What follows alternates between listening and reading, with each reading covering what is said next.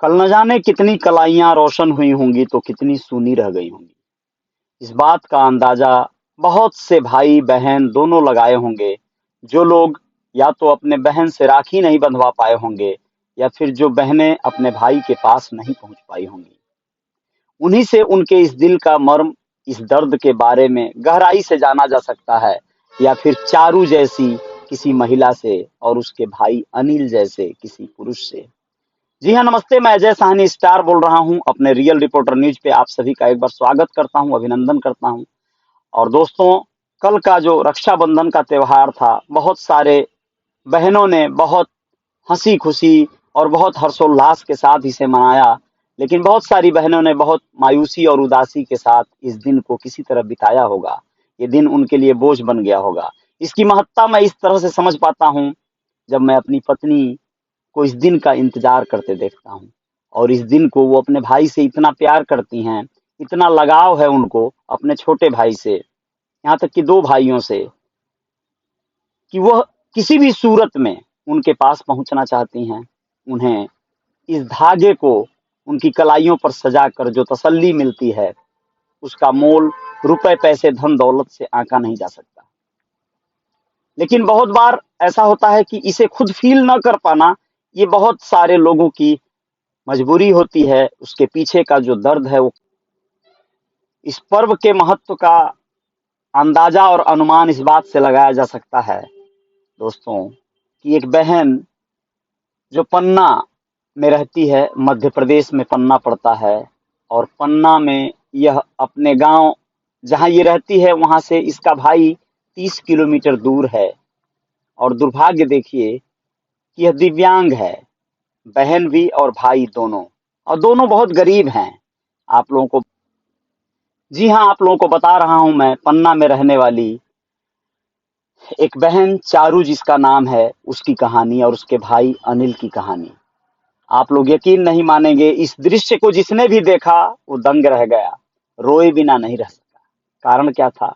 वो बहन तड़प रही थी अपने भाई से मिलने के लिए। रक्षाबंधन जो था, वो अपनी व्यथा को अपने शब्दों में बयां कर रही थी, और उसका पति जो कभी रिक्शा चलाया करता था, लेकिन इन दिनों बीमार होने के कारण वह रिक्शा नहीं चला रहा था, लेकिन अपने पत्नी के इस प्रेम को या उसके विह्वल मन को वो पढ़ रहा था। और गरीब लाचार बेबस पति अपनी पत्नी को पुनः एक बार अपने रिक्शे पर बिठाता है और लेकर 30 किलोमीटर दूर जाता है अपनी पत्नी को, और इस दूरी को तय करने में उसे 9 घंटे लगते हैं। सोचिए कि एक गरीब व्यक्ति की इतनी भी माली स्थिति उसकी ठीक नहीं थी चारू की, कि वो अपने भाई के पास सवारी करके, साधन करके, किराया भाड़ा लगा के पहुंच सके। तो उसके पति ने उसकी इस मर्म को समझा और उसे अपने रिक्शे पर अपने पैरों के दम पर लेकर गया, और हाँ, और उसे पहुंचाया उसके भाई के पास। लेकिन सोचिए आप कि 30 किलोमीटर रिक्शा चलाकर सुबह 8 बजे का निकला, उसका पति चारू को लेकर शाम 5 बजे पहुंचता है, और 5 बजे जाकर अपने भाई से जब वो मिलती है, तो लिपट कर दोनों भाई बहन बहुत रोते हैं। पहले क्यों न रोएं? सोचिए, ये एक भाई का एक प्रेम था एक बहन के प्रति। आप लोग यकीन नहीं मानेंगे कि अनिल को जब उसकी बहन ने राखी बांधा, तो देने के लिए राखी के उपहार, उस राखी बधाई के उपहार के रूप में अनिल के पास सिर्फ 10 रुपए थे। जब 10 रुपए वो चारू को देने लगा, तो वह उसे लेने से इनकार करने लगी, क्योंकि वो जानती थी उसका कि गरीबी को देखते हुए वो 10 रुपए भी ले नहीं रही थी। लेकिन ये प्रेम था अनिल का अपनी बहन के लिए, जो जबरदस्ती उसे 10 रुपए पकड़ाया और अंततः उसे लेना पड़ा। मामला पन्ना के कुंजवन गांव का है। यहाँ रहने वाले 40 साल के अनिल देवनाथ दिव्यांग हैं, और उन्हें मिर्गी का भी दौरा आता है। आप लोग सोचिए कि अनिल की बहन चारू 45 साल की है, वह भी दिव्यांग है। उसके माता पिता दोनों दिव्यांग थे, अब वो इस दुनिया में नहीं हैं। और यहाँ से 30 किलोमीटर दूर रक्सेहा गांव में चारू रहती है, उसकी शादी हुई है। और यह दोनों भाई बहन माता पिता के बगैर अब एक दूसरे को सहारा देते रहते हैं, गाहे बगाहे एक दूसरे का हाल खबर लेते रहते हैं। चारू अपने गरीब पति रविदास जो 52 साल के हैं उनके साथ किसी तरह गुजर बसर करती है, और वो रिक्शा चलाते थे, लेकिन अब वो मजदूरी भी नहीं कर पाते हैं, बीमार रहते हैं, और उन्होंने अंततः अपनी पत्नी को पहुंचाया। सोचिए क्या दृश्य रहा होगा, क्या स्थितियां रही होंगी इस समय जब ये लोग भाई बहन दोनों लिपट कर रो रहे थे एक दूसरे को राखी बांधने, और जो भी दस्तूर निभाया जा रहा था उस दौरान वहां पर बहुत सारे लोगों की भीड़ लग गई, और यह दृश्य देखकर वहां पर हर कोई रो दिया। आप लोग यकीन मानिए कि मौके पर मौजूद वहां के सरपंच प्रताप विश्वास भी अपने आंसू नहीं रोक पाए, और इन दोनों को सांत्वना दिए। अनिल की बेबसी इतनी है कि उसकी शादी नहीं हुई है, चूंकि वो दिव्यांग है, और वह वन विभाग के जर्जर चौकी में रहता है, क्योंकि उसके पास जो घर है उसमें घास फूस जाम चुकी है, और वो अपने आप को ही संभाल नहीं पाता है पूरी तरह से, तो घर कैसे संभालेगा। यह दुर्भाग्य है। दोस्तों आप लोगों को बताना जरूरी है कि होता क्या है कि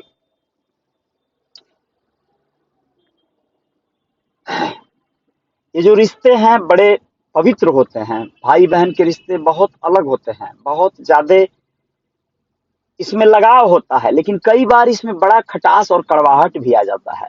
इसका कारण क्या होता है? अनेकों तरह के कारण हैं। अनेकों तरह के कारणों में कई बार तो माता पिता स्वयं एक कारण है। वो बेटे बेटियों में बहुत फर्क कर देते हैं, और बेटे बेटियों में समन्वय न बनाने के नाते कई बार पिता या माँ बेटियों को दूसरी नजर से देखते हैं, उन्हें हमेशा डांटते रहते हैं। तो बेटों में भी वही प्रवृत्ति आ जाती है, वो भी अपनी बहनों को हमेशा डांटते रहते हैं या उनसे दूरियां बना लेते हैं। बचपन से पैदा हुई ये दूरियां बड़े होने पर भी समन्वय नहीं बना पाती, और उनमें एक बहुत बड़ा जो है कम्युनिकेशन गैप आ जाता है, विचारों का विस्मय आ जाता है। और यकीन मानिए जब बेटियां शादी होकर अपने घर चली जाती हैं, तो कई बार वो बहुत अच्छी प्रवृत्ति के होने के बावजूद भी भाइयों से एक बहुत मतलब कहीं ना कहीं कट जाती हैं, माता पिता से कट जाती हैं, क्योंकि मायके में उन्हें बहुत बार ऐसी त्रासदियों से गुजरना पड़ा होता है जब उन्हें उनका अधिकार नहीं मिला होता है।